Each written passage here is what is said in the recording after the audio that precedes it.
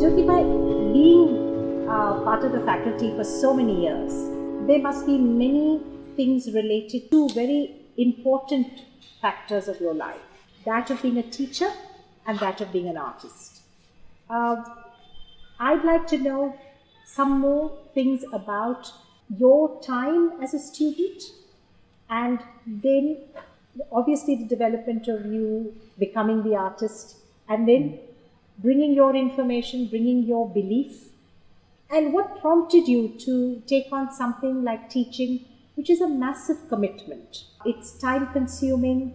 It has to be principled on the belief that art education holds value. So I'm interested in that narrative.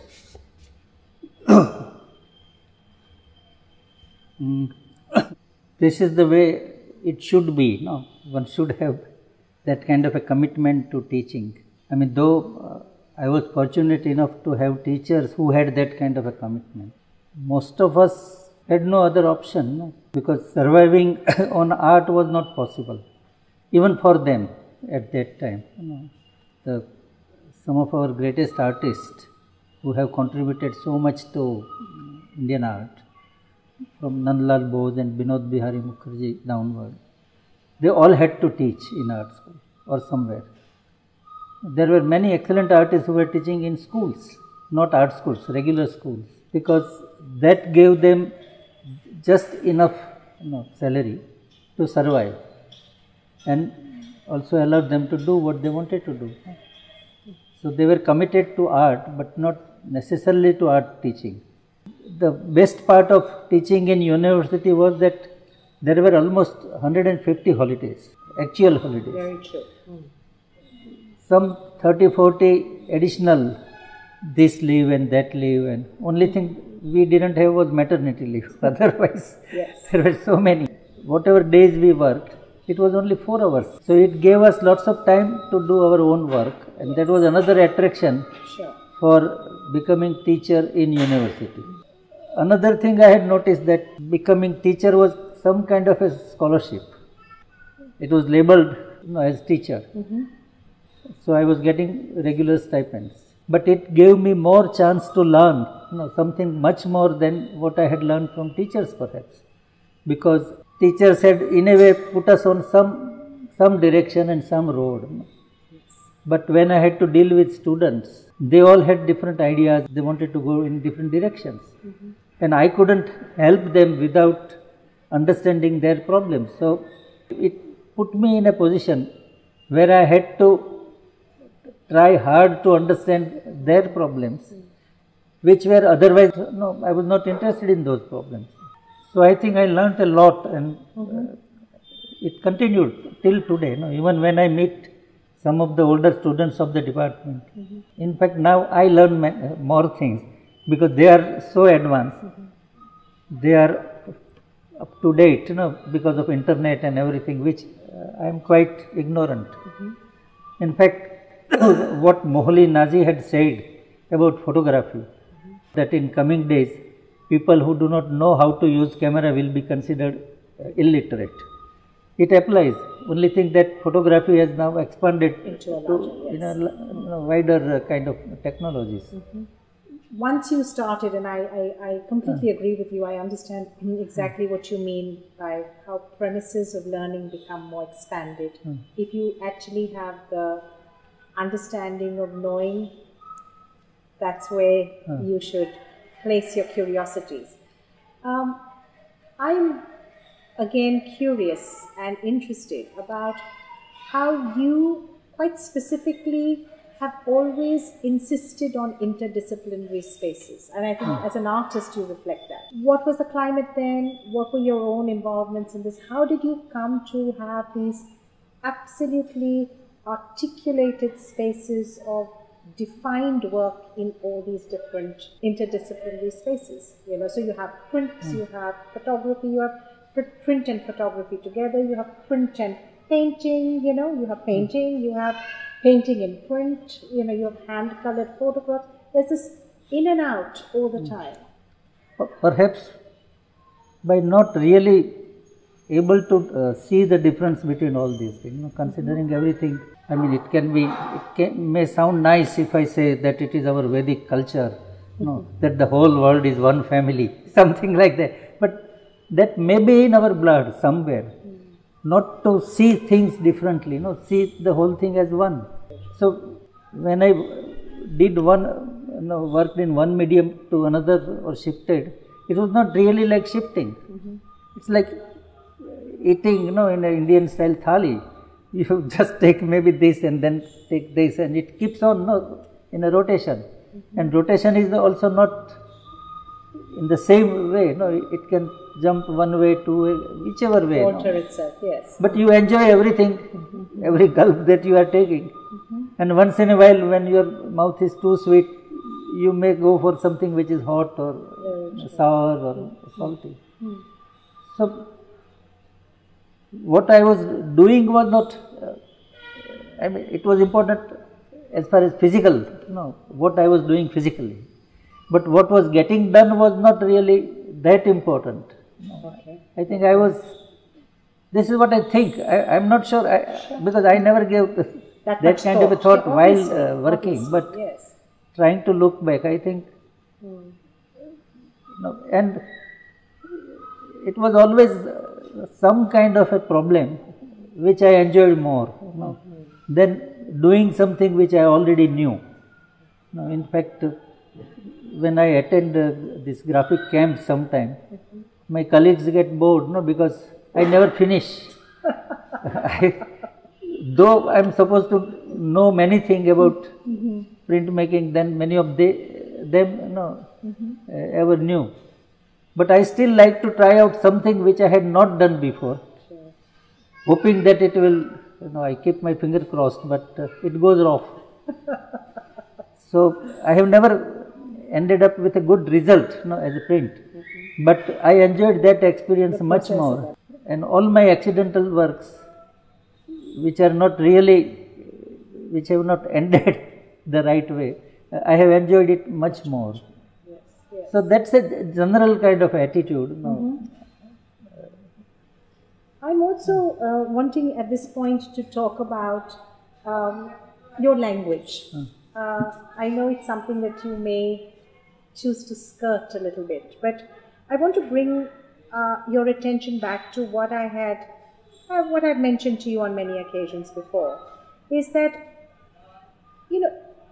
you were located in a time frame where we had, come into our own independence, and therefore there was within a cultural space a certain sense of ownership, and it had brought out debates. Some debates that, some people were very forceful about, and some who may have just been on the periphery. But all in all, there was a certain climate of discussion regarding subjects like related to language in art, related to how much of influences did we want to hold ourselves from the West. How interesting was it to look at the vernacular, to look at what was indigenous to us. Now, in your work, Jyoti Bhatt, I see something that is twofold. You didn't go one way or the other. Yet, and therefore I say there is a deliberate, even if it's within your own private way of negotiating it, you have also a great deal of humor in which you address both these issues. Sometimes you use the playfulness, you use satire, you use sarcasm, and you put it all together, but in very concrete terms, you are actually looking at both these spaces, dealing with the construct of language. So, can I pin you to something without you running away from giving me an answer?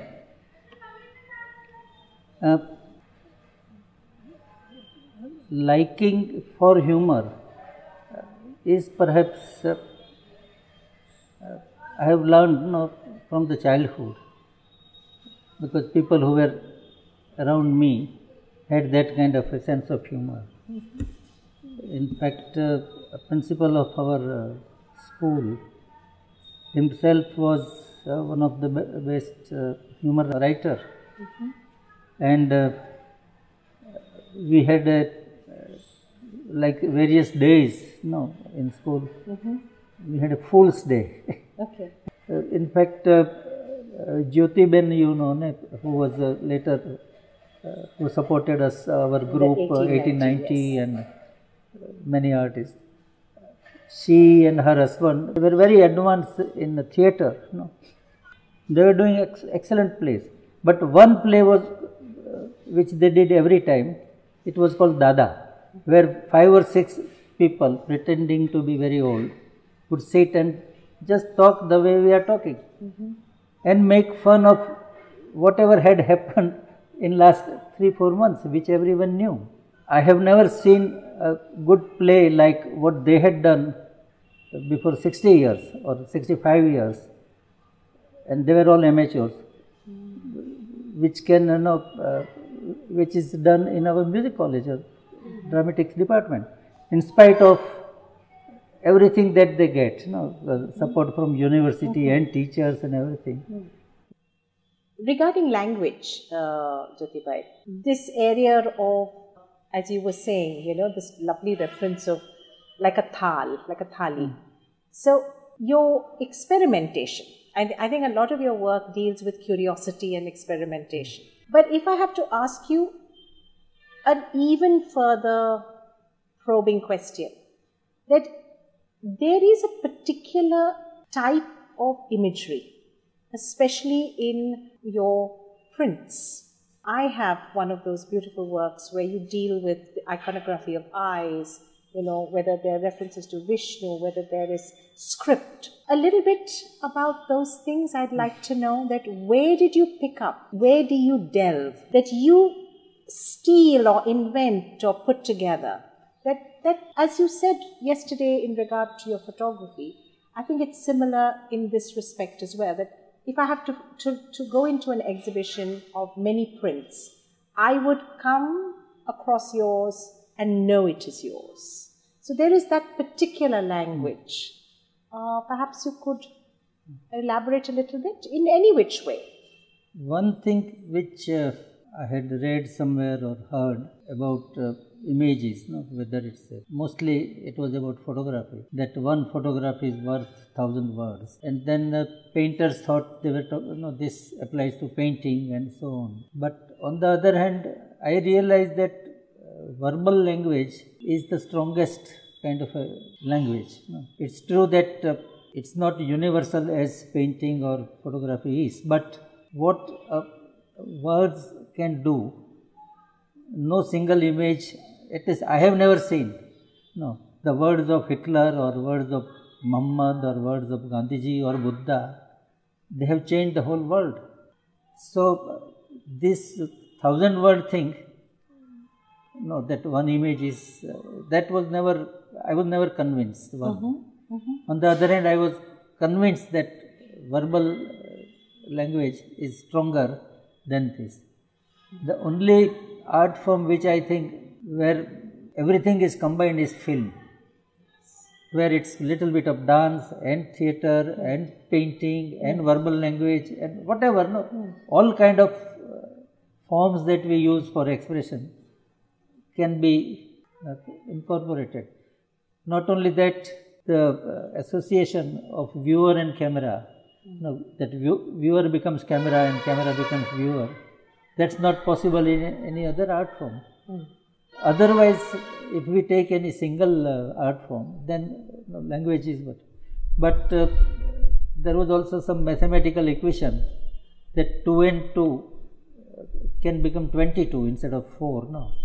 Yes. So I thought if paintings or whatever visual art form has certain capacity and verbal expressions have different, if they combine, it should be stronger with it, very simple mathematics. And this was not original idea, because this I noticed that people have used this. The earliest thing I saw was our embroidery in Saurashtra, where there were very standard forms for human figure. But what they wanted to say was that this is the story of Ramayana, and Ram and Sita and Lakshman, they are going. Now all three forms which are same. Now how do you know which one is Ram and which one is Sita or which one is Lakshman? Because they look identical. Maybe some difference in color, because in embroidery that was just, it was not any specific symbols that blue meant for Rama and orange meant for Sita, something like that. But they were just writing simple names on that this is Ram and this is Sita and this is Lakshman. And it worked. It served the purpose, yes. But then I also realized later, looking at Chinese and Oriental calligraphy and Arabic calligraphy, that itself is beautiful. Even though we can't read Chinese or Arabic, I enjoyed it much more seeing or looking at it than a very good Gujarati poem. While scientifically, though I understand very little of visual perception, that there are only two things, space and figure. The moment there is something, one surface and another, we make a preference. By seeing work of Vasarhelyi and E.M. Escher, where the black fish becomes white birds and the black sky becomes black fish. How this thing can change without even noticing. Yes, I thought that calligraphic or whatever I write were figures. They were not human figure, but it was something that you can enjoy. So I tried deliberately to make it beautiful, something that would connect visually with the language or lines that I had used for making other drawings. Absolutely. Something like that. And it also said what it is, or what I wanted to say.